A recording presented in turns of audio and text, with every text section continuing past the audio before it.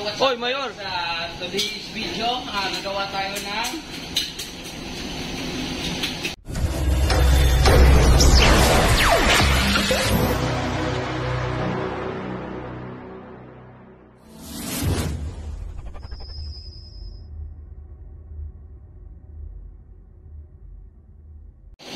Mayor, ano po niluluto niyo, Mayor?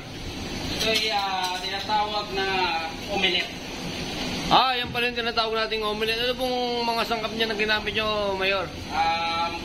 Before, naghiwa tayo ng onion, garlic, and we put some little bit salt and also egg. The very important ingredient, egg. Kaya pala mukha siyang itlog, Mayor. Oh, Yan pala ang secret ingredients, yung itlog.